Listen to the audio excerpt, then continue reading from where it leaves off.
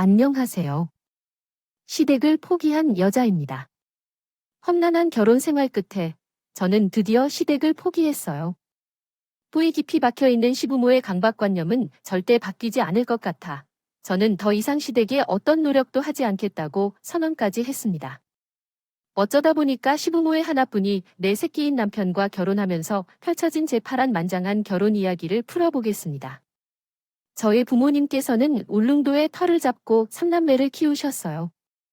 아버지는 오징어 배를 타고 나가 오징어를 잡는 어민이 있습니다.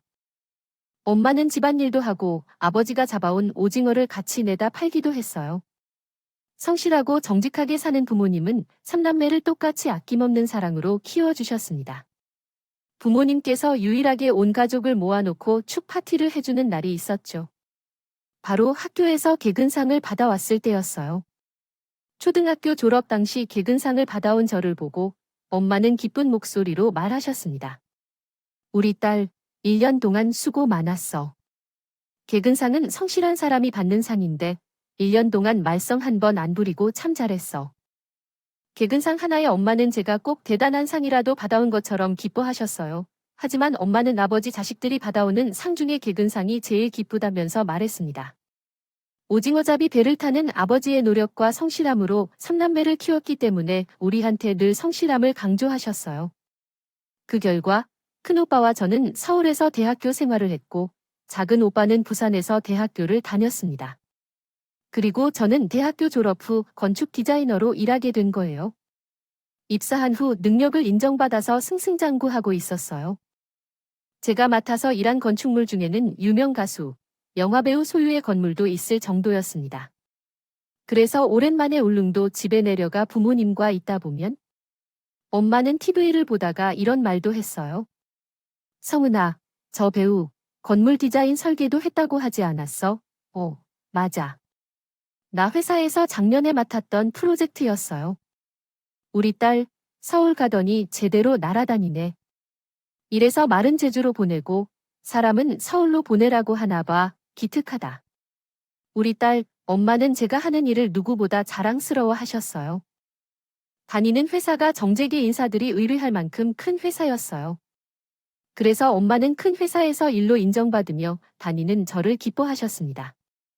게다가 아버지는 제가 잠깐 울릉도에 내려오면 대게를 쪄주면서 걱정스러운 목소리로 말하셨어요. 성은아, 서울엔 먹을 게 없어. 왜 이렇게 말랐어? 내가 이것 좀 먹어봐. 살이 통통할 것 같아서 넣어주려고 빼놨어. 아빠, 도이지. 뭐 하러 날 주려고 빼뒀어? 여긴 이런 게 많아. 너야말로 뭘 먹고 살길래 살이 이렇게 빠졌어? 어여, 이것 좀 먹어. 팍팍 좀 먹어봐. 나 배 터질 것 같아. 안 그래도 큰오빠가 집에만 왔다 가면 배가 터질 것 같다고 하던데 나도 똑같네. 3일을 안 먹어도 되겠어? 밖에서 사는데 너들이 뭐 제대로 해먹고 살긴 하겠어? 집밥이 최고야. 집에 왔을 때라도 제대로 먹고 가. 아버지는 3남매가 집에 오면 집밥을 해주려고 하셨어요. 아무래도 3남매가 다 집을 떠나서 살다 보니까 어쩌다 한 번 집에 오면 제대로 먹이고 싶으셨던 것 같아요. 그래서 정말 집에 한 번 오면 삼시 세끼 배부르게 먹었답니다. 그럼 부모님 사랑에 보답하고자 부모님께 용돈을 드리며 말했습니다. 엄마 아빠, 나 회사에서 승진했어요. 키워주셔서 감사합니다. 저는 부모님께 감사하다는 말과 용돈을 드렸다. 그러자 엄마는 놀란 표정으로 말했어요. 서울에서 지내려면 돈도 많이 들 텐데 무슨 용돈이야? 여기서 돈 쓸 일이 얼마나 있다고? 돈은 쓸 일이 있어도 없어도 그냥 지고 있어야 든든해. 나 이렇게 키운다고 고생하셨는데 딸이 효도하는 건 그냥 받아주셔요. 아이, 언제 이렇게 엄마 생각하는 딸로 큰 거야? 다음엔 빈손으로 와 알았지? 엄마는 제가 용돈을 드리자 굉장히 미안해 하셨어요. 하지만 아버지는 용돈을 받으면서 기쁜 목소리로 말했습니다. 당신 애들이 주면 그냥 좀 받아. 애들이 효도하고 싶어서 그러는 거잖아, 성은아. 아빠는 잘 쓰마 고맙다. 아빠는 제가 해드리면 너무 기뻐하셨어요. 그런 아빠를 보면서 제가 더 열심히 살아야겠다고 다짐했죠. 회사에서 실력을 인정받아서 여자치고는 그래도 돈을 잘 버는 편이었어요. 그런 저를 부모님이 참 자랑스러워 하셨습니다. 하지만 부모님은 3남매 중 특별히 저 한 명만 편애하지도 않으셨어요. 큰 오빠가 대기업에 입사할 때도 똑같이 칭찬하고 인정해 주셨거든요. 작은 오빠까지 탄탄한 기업에 입사했을 때 엄마는 흐뭇한 목소리로 말하셨습니다. 남매가 다 자기 밥그릇 잘 찾았으니까 엄마가 이제는 걱정이 좀 덜어지는 것 같다. 돈 더 잘 번다고 잘난 거 아니니까 건강 챙겨가면서 살아. 엄마의 말씀에 저는 괜히 가슴 한켠이 찡했어요.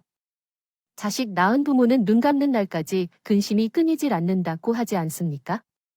저희 엄마는 자식들이 사회에서 자기 밥그릇 찾아가는 것만으로도 기특하다고 하셨어요. 이런 부모님을 보고 자라서 그런지 저도 직업에 귀천이 없다고 생각했습니다. 하지만 정형의 그 의사였던 남편을 만난 뒤 제 인생은 뒤바뀌기 시작했어요. 처음 남편을 직장 동료 소개로 만났을 때 똑똑한 사람이 잘난 척 안 하니까 겸손해 보였습니다. 그 후 저는 남편과 몇 번의 만남을 이어오다가 연애를 하게 됐어요. 그리고 2년 정도 연애 끝에 결혼 준비하면서 저는 범상치 않는 시댁을 마주하게 된 겁니다. 처음 시댁에 인사 갔을 때 저는 남편과 같이 집으로 인사를 갔어요. 그런데 남편과 인사를 드리며 거실로 들어가는데 시모가 현관 쪽으로 가더니 남편 신발을 정리하면서 말하는 겁니다. 우리 장남 신발은 안쪽으로 나가야 나갈 때 편하게 신지. 상철아, 넌 형이 왔는데 뭐 하는 거야? 나와서 신발 좀 닦고. 시모는 남편이 벗어둔 신발을 가지런히 놓더니 시동생을 부르면서 남편 신발 좀 닦으라고 소리쳤어요. 그 순간 이게 무슨 상황인가 어리둥절할 수밖에 없었습니다. 아무리 형이라도 동생이 형 구두를 닦아주는 거 본 적 있으십니까? 자발적으로 닦아주는 것도 아니고 시모가 명령하듯 시동생을 시키니까 지켜보는 제가 당황스럽다고. 그때 막내 신우가 시모를 보면서 불평하던 말했습니다. 엄마, 새언니 인사 왔는데 그만 좀 해. 큰오빠 구두를 왜 작은 오빠가 닦아? 우리 장남이. 그냥 장남이. 어디 우리 집안의 유일한 사자야. 사자. 그럼 좀 대접하는 맛이 있어야 될 거 아니야? 내가 큰오빠 의사 되는데 보태준 거 있어?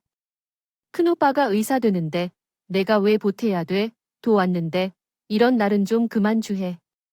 신우가 시모를 말릴 정도로 시모는 남편에 대한 자부심이 대단했어요. 심지어 시동생께 신발 닦으라고 할 정도로 시우한테 남편은 귀한 아들이었던 거예요. 그 순간 민망해진 남편이 시모를 보면서 난감한 목소리로 말했습니다. 엄마, 구두 새 거라서 안 닦아도 괜찮아요. 그만하세요. 동생들이 불편해 하잖아요. 그리고 오늘 인사 왔는데 그게 뭐가 그렇게 중요해요? 그런가? 너 괜찮으면 됐고, 어서 들어와라. 너 좋아하는 반찬 잔뜩 해놨어. 시모는 저와 짧은 인사를 하고 주방으로 갔습니다. 시부모와 시동생 신우까지 모여 밥을 먹는데 시모는 오로지 남편을 보면서 말했어요. 광아, 잡채 좀 먹어봐. 내가 엊그제 잡채 먹고 싶다고 했잖아. 그리고 이건 간장 게장도 먹어. 식탁에는 여러 가족이 있었지만 시모는 오로지 남편만 보이는 듯 했습니다. 남편 앞에 반찬을 밀어주기 바빴어요. 결국 보다 못한 남편이 시모를 말리면서 말했습니다. 저 괜찮아요. 그냥 제가 알아서 먹을게요. 병원 일이 힘들 텐데 잘 먹어야지. 영 입맛 없으면 다른 거 뭐 먹고 싶은 거 없어. 아니에요. 저 그냥 편하게 좀 먹을게요. 그리고 오늘 예비 며느리 인사 왔는데 사람이 더 잘 먹어야죠. 남편이 시모를 말리고 음식을 다시 다 같이 먹을 수 있게 식탁 중앙으로 나왔습니다. 그러자 시모는 실망한 표정을 지셨고 그때 시부가 그런 시모를 보면서 혀를 차며 말했어요. 내가 당신 그럴 줄 알았어. 새아가 인사 왔는데 물어볼 걸 물어봐야지. 그래, 너희들 신혼집은 어디로 하기로 했니? 시부의 물음에 저는 침착하게 말했습니다. 신혼집은 제 회사랑 오빠 병원 중간쯤에 구하기로 했어요. 둘 다 출근하기 좋은 위치로 알아보려고요. 중간에 구한다고? 아니, 왜 남편 될 사람이 의사면 병원 근처에 집을 구해야지? 의사 일이 보통 일도 아니고 피곤하며 힘들잖아. 아, 병원 근처에 집을 구하면 제가 회사까지 너무 멀어져서 저희도 상해에서 내린 결정이에요. 이해해 주세요. 큰일 날 소리를 하고 있네. 사람 고치는 일 하는 사람을 먼저 배려해 주는 게 맞지? 내 말이 틀리니 부는 단호한 목소리로 남편이 일하는 병원 근처에 신혼집을 구하길 바랬어요. 그런데 일은 남편만 하는 게 아닌데 집을 왜 남편 편하게 구해? 하나 의문이었습니다. 그때 남편이 말도 안 되는 소리를 하는 시를 보며 말했어요. 아버지, 저희도 상의해서 내린 결정이에요. 그리고 병원 근처에서 지내는 건 저도 별로예요. 퇴근하면 병원 일은 생각 안 하고 쉬고 싶은데 근처에 있으면 계속 신경 쓸 것 같아요. 집 문제는 저희가 알아서 할게요. 남편이 말하니까 부는 그제 알아서 하라면서 꼬리를 내리셨어요. 처음에는 심오한 남편한테 극성인 줄 알았는데 부까지 남편은 엄청 아끼는 것 같았어요. 그래도 시부모가 남편을 너무 믿고 인정해서 그런지 남편의 선택을 존중하긴 했습니다. 실제로 남편이 한마디 하면 계속 우기던 시부모도 한풀 꺾이고 인정했어요. 그래서 저는 당황스런 첫인사를 끝내고 남편과 결혼 준비를 시작했습니다. 그러다의 자리에서 생각지도 못한 상황이 벌어졌어요. 상견례 날 한창 이야기를 함께 했습니다. 나누던 중에 시모는 저희 부모님을 보며 황당한 말을 내뱉었습니다. 의사 사위 보시니까 기분 좋으시겠어요? 아들이 둘이어도 한 명도 의사가 없으시잖아요. 그런데 딸이 의사 만나서 결혼한다니까 이게 웬 떡인가 싶으시죠? 시모의 말에 저희 부모님은 황당한 표정을 지으셨어요. 그때 아버지가 어이없는 목소리로 시모를 보며 말했습니다. 자식을 꼭 의사로 키워야 잘 키운 건가요? 사회에서 각자 역할하면서 자기 밥그릇 지키고 살면 그게 잘 사는 거죠. 그래도 어디 의사만 하겠어요? 의사 사이 본다고 어깨 좀 으쓱하지 텐데 사이 생각해서 해주실 건 없으신 거예요. 애들이 결혼하면서 예물, 예단 다 생략한다고 하는데 왜 신경을 쓰십니까? 그냥 애들이 알아서 하게 둡시다. 그리고 의사 사이 대단한 건 맞는데 뭐 그런 걸로 어깨를 으쓱하겠습니까? 저희 딸도 어디서 창피한 딸 아닙니다. 자식이니까 그렇죠. 주변에서 저희 아들 소개시켜 달라고 하는 사람 많았어요. 그렇게 인기 많던 아들이 건축 디자이너랑 결혼한다고 하면 다 놀란다니까요. 왜 놀란답니다. 저희 딸이 겸손해서 그렇죠. 자랑하기 시작하면 1박 2일 동안 말해도 다 말 못합니다. 솔직히 의사 아무리 대단하다고 해도 병원 건물이 지어져야 일을 하죠. 길바닥에서 보자기 펴놓고 일할 건 아니잖아요. 혼자만 잘났다고 먹고 사는 것도 아닌데. 직업으로 자꾸 그렇게 말하지 좀 마십시오. 우리 딸도 유명 인사들에게 건축 디자인 해주는 능력 좋은 아이입니다. 아버지, 단호한 말에는 당황한 듯 생수를 들이켰습니다. 그때 남편이 한숨을 쉬면서 미안한 표정으로 아버지를 보며 말했습니다. 장인어른, 죄송합니다. 어머니가 저한테 기대하는 게 많으셔서 그러죠. 그래도 제가 중간에서 잘하겠습니다. 걱정 마세요. 남편의 말에 아버지는 고개만 끄덕이셨다. 또다시 시모를 보면서 아버지가 단호하게 말하셨어요. 부모가 자식을 온전히 믿어줄 때 자식들한테 힘이 생기는 겁니다. 자꾸 비교만 하지 마시고 그냥 아들 선택을 믿으세요. 애들 결혼에 어른들이 껴서 좋을 거 하나 없습니다. 그때 아버지의 단호한 말에 시부모도 더 이상 말을 잇지 못했습니다. 남편도 시부모를 계속 말리니까 더 이상 말도 할 수가 없었죠. 상견례가 끝나고 남편은 저희 부모님께 따로 연락도 드릴 정도로 굉장히 미안해했어요. 결혼 후 워낙 시부모가 남편한테 극성스러운 건 알고 있어서 신혼 초반엔 괜찮았어요. 그런데 제가 첫째 아들을 임신했을 때라 남편이 짐을 들고 집으로 들어갔습니다. 그런데 남편과 돌아오는 저를 보더니 시모가 놀라면서 말하는 거예요. 지금 우리 아들이 짐과 방을 들고 오는 거야? 아니, 병원에서 힘든 일 하는데 왜 이런 짐까지 남편한테 들게 하는 거야? 넌 손이 없어 발이. 없어. 시모의 말에 저는 황당했어요. 배가 점점 불러오는 며느리를 보고도 저런 소리를 하는 게 말이 됩니까? 그때 남편이 시모한테 화를 내며 말했습니다. 저 사람, 지금 몸도 무거운데 짐을 어떻게 들어요? 내가 이렇게 다 해줘 버릇하니까 습관이 돼서 그런 거잖아. 임신한 게 뭐, 유세냐? 엄마, 그게 무슨 말이에요? 자꾸 그러면 저 그냥 갈 거예요. 임신한 사람한테 짐을 들게 하는 사람이 어디 있어요? 미안하다. 아유, 난 내가 힘들까 봐 그랬지. 남편이 다시 간다고 하니까 시모는 다급하게 남편한테 사과했어요. 이 상황에서는 저한테 사과해야 하는 거 아닌가요? 너무 황당했지만 이미 왔으니까 집 안으로 들어갔어요. 그리고 소파에 앉았는데 갑자기 시부가 깜짝 놀라면서 말하는 겁니다. 내가 왜 그 자리에 앉아? 거긴 우리 장남 자리야. 내 소파에 정해진 자리가 있나요? 거기 방석 깔아둔 자린 창남 자리야. 장남이 편해야 집안이 살지. 시댁은 오로지 장남 위주로 돌아가는 것처럼. 오로지 다 남편을 위한 것들 뿐이었습니다. 그래도 그렇지. 임산부 며느리한테 비키라고 소리치는 부도 참 대단하지 않습니까? 그래서 저는 시를 보면서 말했어요. 장남이 편해야 집안이 잘 된다고. 그럼 제가 지금 아들이 임신했는데 얘도 편해야 있네요. 저희 부부한테 장남인데 이 아이가 편해야 남편도 잘 되는 거 아니에요? 아직 태어나지도 않은 애가 무슨 장남이? 장남이 태어나면서 갑자기 딸이 될 일도 없잖아요. 그러면 당연히 제 아들이 편해야 남편도 잘 되는 거겠네요. 그럼 전 여기 앉아서 잠시 쉴게요. 부는 제 말에 황당했지만 벌리고 쳐다보더군요. 그때 옆에 있던 신우도 저를 보면서 엄지를 올렸습니다. 맨날 부는 장남이 편해야 집안이 잘 돌아간다며 항상 남편만 챙겼어요. 그런데 그때 제가 시부 말에 반박하면서 말하니까 시부가 당황한 거예요.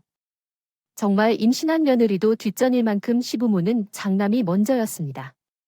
저도 결혼 전까지 이 정도일 줄은 몰랐습니다. 하지만 시부모의 의사 아들 사랑은 시간이 지나도 사그라들지 않았어요. 심지어 제가 아들을 낳고 키울 때 더 황당한 일이 많았습니다. 저도 이때만 해도 친손자가 태어나면 시부모가 좀 달라질 거라고 생각했어요. 하지만 시부모는 친손자도 뒷전이었다. 보고 시모가 뭐라고 했는지 아십니까? 우리 광원이 돌 쯤부터 말하려고 옹알이 하던데. 얜 왜 이렇게 느리니? 어디 문제 있는 거 아니야? 너 닮았나 보다. 시모의 말에 저는 깜짝 놀랐어요. 그 말은 누가 봐도 아이를 걱정해서 하는 말이 아니라 완전히 저를 향한 말이었습니다.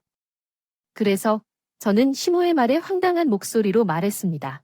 이 맘때 말 못하는 거 아무 문제 없어요. 그리고 첫째는 보통 아빠 닮는다고 하던데요. 뭐, 너 말이 좀 이상하다 그럽네? 아들 덜 떨어진 게 우리 아들 닮았다는 거냐? 아니, 덜 떨어졌다니. 원래 애들이 돌쯤 말틀 있는 거다. 속도 차이가 있는 거예요. 어머님이 자꾸 문제가 있다고 하니까. 그렇죠. 누가 봐도 얘가 널 닮았잖아. 근데 왜 멀쩡한 내 아들을 걸고 넘어져? 애기가 아빠 닮는 게 뭐가 문제예요? 혹시 남편 어릴 땐 공부 못했나요? 약간 좀 늘렸나 봐요. 하긴 태어날 때부터 청진기 잡고 태어나진 않았겠죠. 내 아들은 원래 똑똑했어요. 리틀 때부터 걸음마도 빨리 하고 말도 빨리 했다고. 시모가 괜히 손주인 개로 저희 집에 왔다가 버럭 화까지 내더라고요. 이게 화낼 일인가요? 진짜 그런 시모 때문에 남편도 스트레스가 이만저만이 아니었죠. 하지만 이런 시부모 때문에 착한 사이 마저 폭발한 사건이 있었습니다. 저희 부부가 큰아들과 딸까지 낳고 사는 동안 시동생과 신우도 결혼하고 가정을 꾸리고 있었어요. 신우 남편은 의료기기 판매 사업을 하는 사업과 했는데 부는 은근히 사위를 무시하는 말을 자주 했어요. 처음 몇 번은 웃고 넘기던 신우 남편도 참지 못하고 터졌던 때가 있었습니다. 설명절에 새해라 온 가족이 시댁에 모였었는데 그날 시부가 기분이 좋았는지 술을 좀 과하게 한 겁니다. 그때 시부가 신우 남편을 보면서 취한 목소리로 말했어요. 우리 사위 사업은 잘 되는 거야. 네, 그저 최선을 다하고 있어요. 그래도 매년 잘 유지되고 있어서 안정적이에요. 사업 어려우면 자네 형님한테 부탁 좀 해봐. 어차피 의사들이 써줘야 좋은 거 아니야? 병원에 들어가는 의료기기라면서 괜찮아요. 제 사업도 영업하는 사람이 따로 있고요. 뭘 또 그렇게 빼 사업가라고 의사랑 같은 줄 알아? 아무리 사업으로 잘 나가도 의사만 명예가 있는 일도 아니면서 뭘 또 그렇게 선비처럼 굴어. 그래서 성공하겠어. 어디 부은 취했는지 목소리를 높여가면서 말했어요. 남편도 민망해서 말렸는데 시부에 말릴 수가 없었습니다. 결국 보다 못한 신우가 시를 보고 소리치며 말했어요. 아빠, 지금 그게 사회한테 할 소리예요. 아무리 아들이 잘났어도 사일 이런 식으로 무시하는 사람이 어디 있어요네? 왜 자꾸 주변 사람을 무시하면서 장난만 잘났다고 그러시냐고. 내가 진짜 아빠 때문에 남편 볼면이 안 서요. 아, 그럼 잘난 걸 잘났다고 하지 뭐라고 해? 말이 좋아. 사업이지만 이면서 뭘 또 잘났다고 뻣뻣하게 구어 하여튼 아무것도 없는 속빈 감정들이 새끼만 부리지. 사이가 변변 자는 걸 어떡하냐? 그럼 그렇게 억울하면 너도 의사 남자만 안 나지 그랬어. 부는 술래 취해 결국 사이가 변변 찬다는 말까지 내뱉고 말았어요. 그 순간 신우 남편은 자리에서 벌떡 일어나면서 소리쳤습니다. 더 이상 못 참겠습니다. 그동안 아버님이 저를 무시해도 다 이해하려고 했어요. 그런데 이건 너무 하신 거 아닙니까? 변변치 않다뇨. 선비처럼 군다이? 이게 지금 사회한테 할 소린가요? 진짜 너무 실망했습니다. 그럼 너도 의사하지 그랬어? 의사 못하니까 의료기기나 팔고 있으면서 말이 많아? 앞으로 저 가야 안 올 겁니다. 이렇게 무시당할 정도로 인생 헛살지 않았어요. 그냥 사회 없다 생각하시고 평생 형님만 보면서 사세요. 그래 가라가 나도 사회 필요 없어. 부는 결국 술에 취해 사회한테까지 막말을 퍼부겁니다. 신도 결국 화가 나서 짐까지 싸들고 가 버렸어요. 새해부터 아수라장이 따로 없었습니다. 그때 옆에 있던 동서가 저를 보며 말했어요. 아버님, 저럴 줄 알았어요. 매년 모임 때마다 아슬아슬 하더니 어떡하면 좋아요. 말을 저렇게 하시는데 누가 참겠어요? 저도 오늘 여기 오기 전에 아버님이 아주버님이 좋아하는 반찬 좀 만들어 오라고 해서 깜짝 놀랐잖아요. 정말, 아니, 그걸 왜 동서한테 말하시는 거야? 아, 그러니까요. 그래서 남편이 아버님한테 그런 걸 왜 시키냐면서 막 화내서 저희도 오늘 안 올 뻔했네요. 저는 동서가 조용히 해주는 말에 깜짝 놀랐어요. 왜 남편이 먹을 반찬을 동서한테 부탁하는 겁니까? 이게 말이 된다고 생각하시나요? 시부가 동서한테 저런 말을 했다는 걸 알고 시동생이 부한 화를 냈던 거예요. 결국 그때 설명절에도 안 오려다가 동서는 괜히 부랑 남편 사이만 더 나빠질까 봐왔다고 했어요. 하지만 그렇게 어렵게 온 시댁에서 골를 보고 나니까 동서도 귀가 막혔던 겁니다. 결국 시부모의 극단적인 장남사랑의 사이도 포기하고 만 거예요. 신우도 그날 이후 시댁에는 아예 오지도 않았어요. 상황이 이러니까 남편도 순간에서 난감하기만 했던 겁니다. 사실 부모만 아니면 남매끼리 사이는 좋았어요. 그래서 남편이 시부모한테 결단을 내린 듯 단호하게 말했습니다. 제발 그만 좀 하세요. 꼭 이렇게 형제들 사이 갈라놔야 속이 편하세요. 남편의 말에 시모가 억울한 듯 말했어요. 아, 우린 장남 키 살려주려고 그런 거지. 집안에서 장남이 위신이 서야 된다니까 그런 거 필요 없어요. 두 분이 그럴수록 가족들 사이만 멀어진다고. 나중에 며느리들도 안 온다고 하면 어쩌려고 그러세요 뭐. 아니, 그게 무슨 소리야. 며느리가 설마 시대가 안 간다고 너 협박해 그 말이 아니잖아요. 지금 진짜 왜 그러세요? 저는 그냥 다 같이 잘 지내고 싶어요. 가족끼리 더 잘난 사람 못난 사람이 어디 있어요. 그냥 다 같은 가족인 거잖아요. 두 분 자꾸 그러시면 저도 안 올 겁니다. 그리고 집 전세금도 뺄 거예요. 참다 못한 남편이 최후 통첩에 가까운 말을 했던 겁니다. 시댁은 시부가 사기로 집을 날려먹어서 남편이 결혼 전 구해준 전세 집이었어요. 정말 오죽하면 남편이 부모를 상대로 저런 말을 했겠습니까? 시모는 그런 남편한테 다신 안 그런다고 약속을 하고 나서 일락했어요. 하지만 신우는 여전히 시댁에 발도 들이지 않았습니다. 솔직히 저런 약속한다고 시모가 하루아침에 달라질 수 있었겠습니까? 그때 제가 결혼 7년 차였을 때였는데 시부모는 이제 남편이 안 보이는 곳에서 난리였어요. 한 번은 야근하고 있는 저한테 시부 전화가 걸려왔습니다. 넌 왜 아직도 회사야 네? 남편은 집에 있다는데 왜 너만 회사야? 제가 프로젝트 맡은 게 있는데 요새 일이 좀 많아서 그래요. 세상의 의사보다 내가 더 바빠. 여자가 바쁘게 일한다고 집안일을 남편한테 미루는 사람이 어디 있겠어요? 저는 애 말에 지금이 조선 시대인 줄 알았어요. 이게 말이 됩니까? 요즘 시대의 여자가 일하고 남자가 일하는 것이 어디나 보편적이었어요. 그래서 시한 한숨을 쉬며 말했습니다. 아버님, 그러면 남편이 버는 돈으로만 살까요? 저 일도 하지 말고 남편 혼자 한 달 내내 일해서 벌어오는 돈으로 우리 식구를 살면 되겠어요? 누가 내 아들 등골을 빨아 먹으랬어요? 여자가 집에서 밥을 할 생각을 해야지. 왜 집안일을 뒷전으로 두고 살아요? 무슨 여자가야 야근이냐? 야근해야 끝나는 일이니까 그렇죠. 저도 엄연히 사회생활을 하고 있는 거예요. 왜 제 일은 존중 못 하시는데? 그렇게 남편이 혼자 애들을 보고 일하는 게 걱정되시면 아버님께 가보세요. 아버님, 집에서 놀고 계시잖아요. 뭐야, 너 지금 나 논다고 무시하는 거야? 거야, 일하고 있는데 제가 갈 수 없잖아요. 걱정되는 사람이 가서 남편 챙겨주는 게 낫지 않을까요?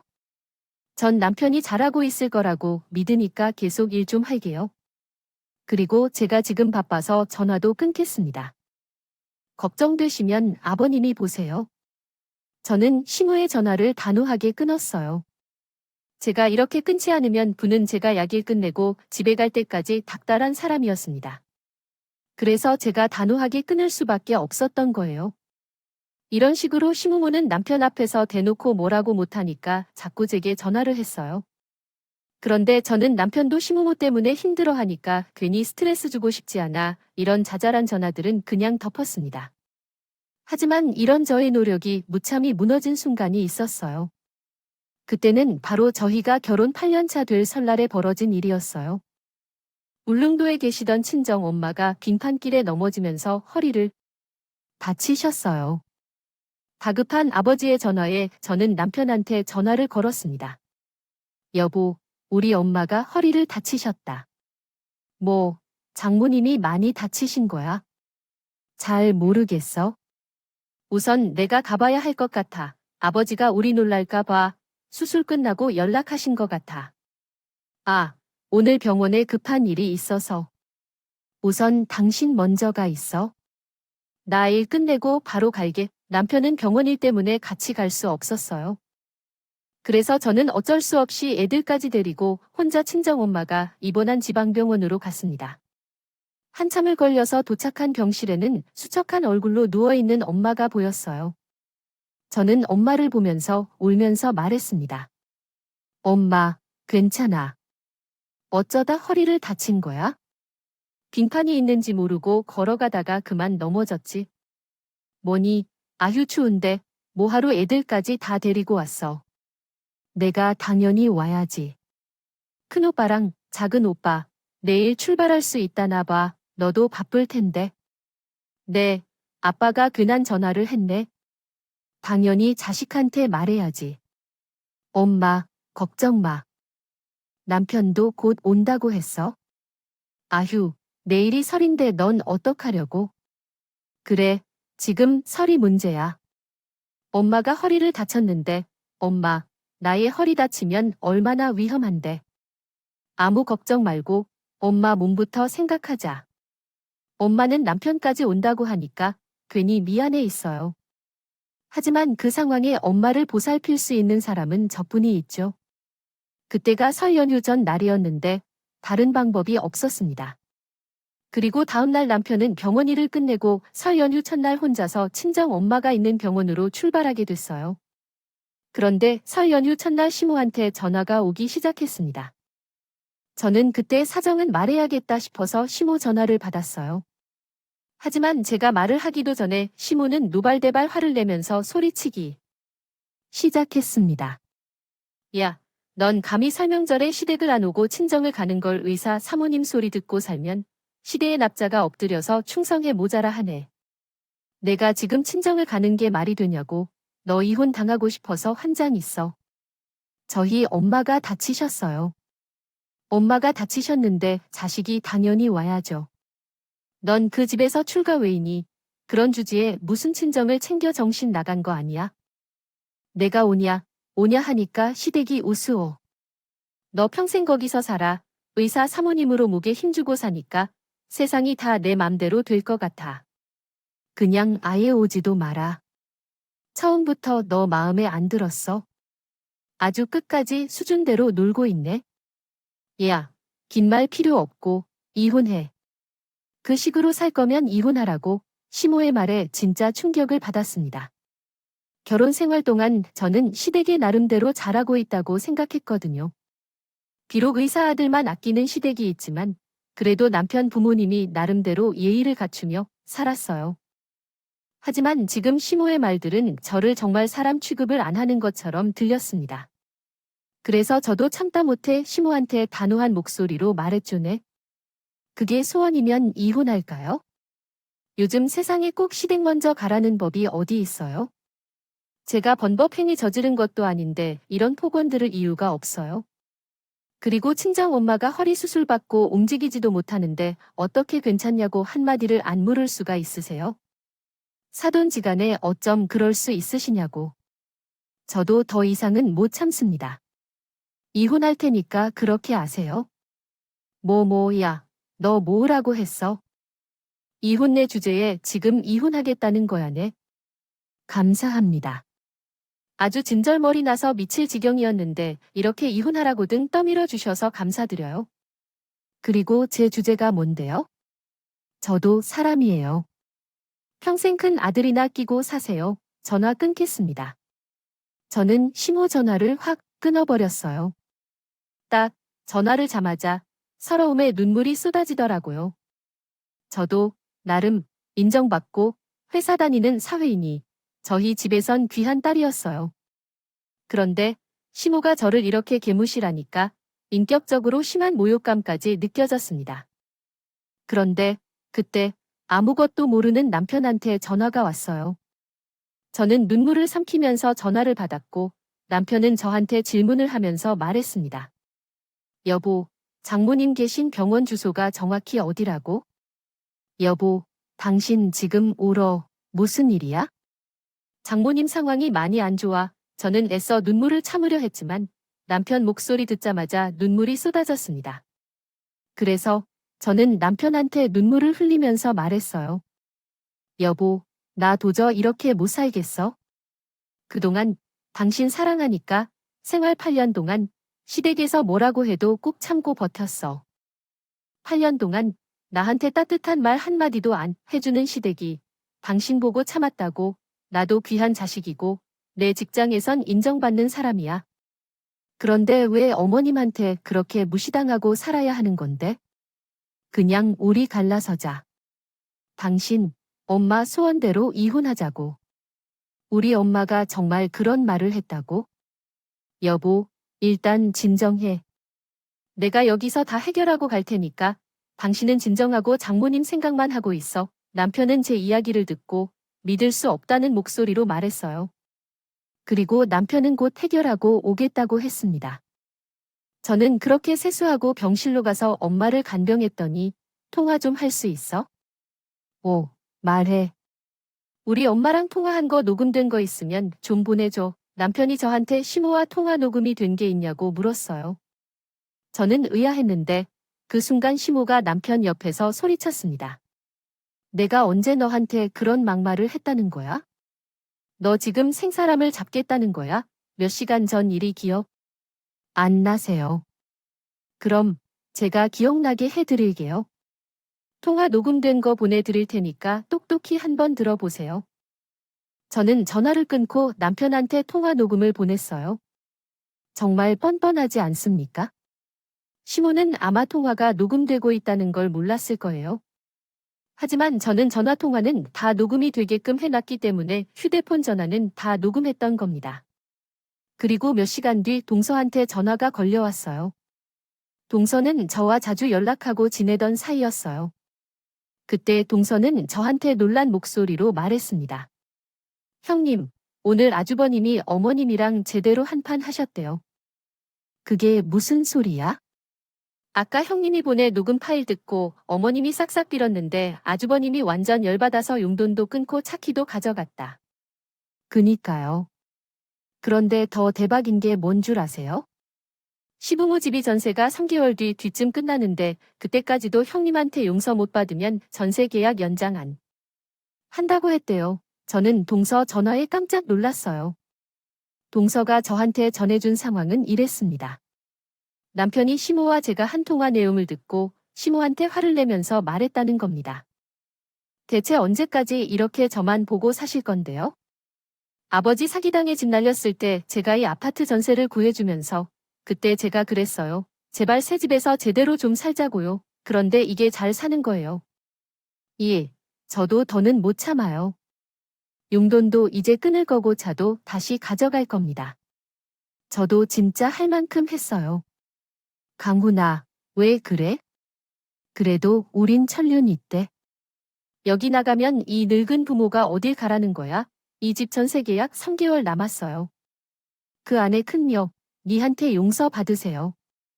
그리고 사위한테 사과하시고요. 나중에 정말 두 분이서 외롭게 살고 싶어서 이러시는 거예요. 형제들 사이 갈라놓는 것도 모자라서 이제 멀쩡한 아들, 부부까지 찢어놔야 속이 시원하다고. 저희 삼남매 그리고 며느리들 사이까지 모두한테 사과받으세요. 그렇지 않으면 저도 두 분 안 보고 살 겁니다. 우린 의사라고 너를 위해 준 죄밖에 없어. 왜 이러는 거야? 아들, 바로 그게라요. 세상에 어떤 부모가 자식을 직업에 따라 아껴우네?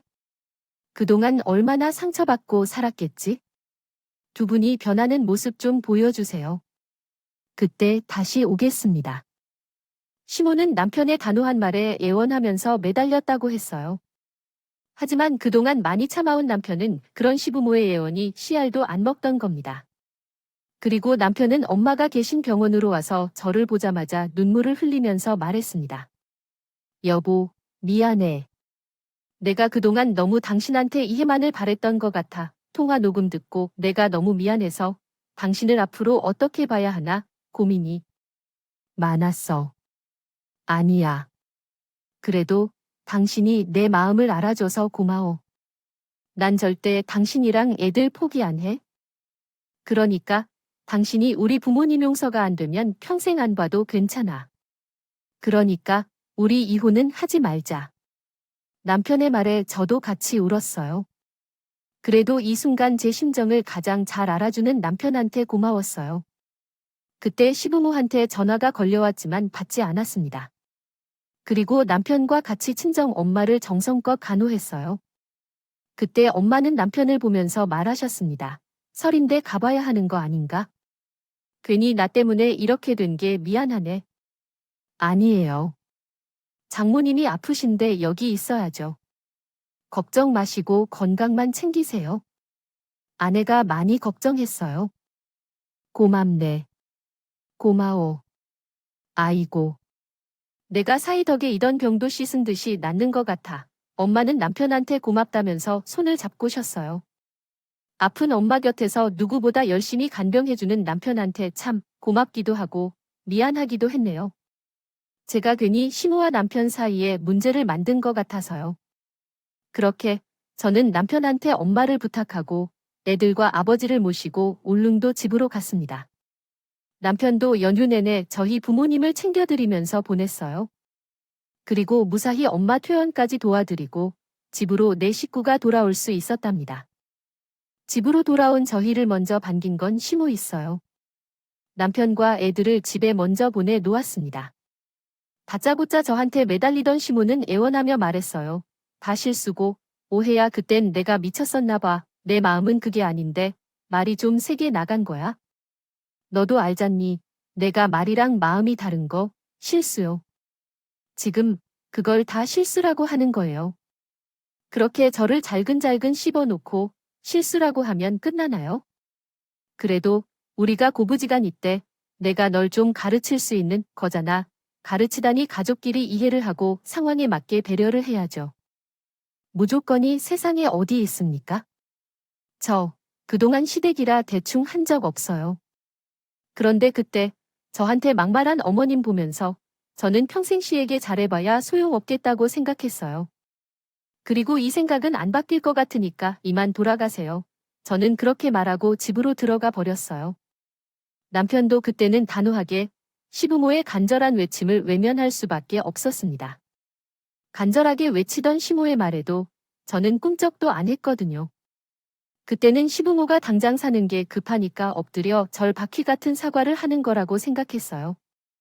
8년 동안 저를 무시하고 살던 시부모가 하루아침에 달라질 것 같습니까? 그래서 저는 그땐 일절 사과받지 않았어요. 그리고 정말 전세 기간이 만료되는 그날까지도 시부모와 담을 쌓고 지냈습니다. 왜냐하면 사과하겠다. 시모가 집까지 찾아와 사과인지 행인지 모를 난동을 벌였거든요. 둘째 딸을 등원시키고 나오던 저한테 매달리면서 시부가 소리쳤어요. 귀여, 내가 전류는 끊겠다는 거야. 그럼 손주 일이죠? 뭐 하시는 거예요? 내가 지금 내 아들 데리고 천륜을 끊게 하려는 거잖아. 그만하세요. 아침부터 소리치고 난리를 치는 통에 경비 아저씨가 달려오자 그제서야 시부가 도망쳤어요.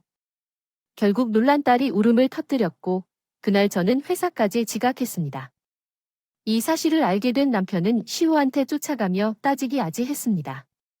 감정의 골이 깊어지면서 결국 시부모는 전세로 살던 아파트에서 나오게 된 거죠.